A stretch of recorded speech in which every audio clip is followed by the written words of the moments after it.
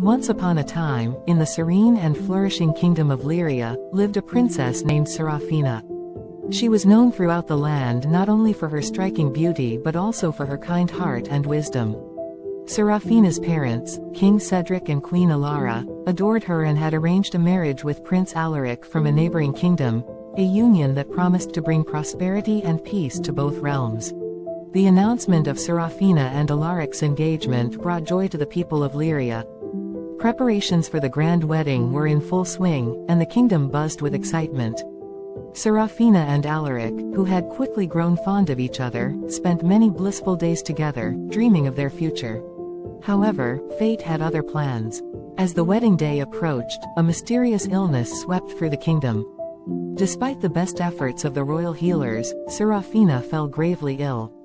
Her condition deteriorated rapidly, and even the most potent remedies failed to revive her health. The kingdom watched in sorrow as their beloved princess's vibrant spirit waned. On the eve of her wedding, with Prince Alaric by her side, Seraphina summoned her last strength to speak. "Do not grieve for me," she whispered, her voice as soft as the evening breeze. "Remember me with joy, and let my love for you guide and strengthen our kingdoms." As dawn broke, Seraphina took her final breath, her passing marked by a profound silence that swept across Lyria. The kingdom mourned deeply, the wedding bells that were to ring in celebration tolling instead in sorrow. In her honor, a grand monument was erected in the palace gardens, surrounded by the flowers she loved so dearly.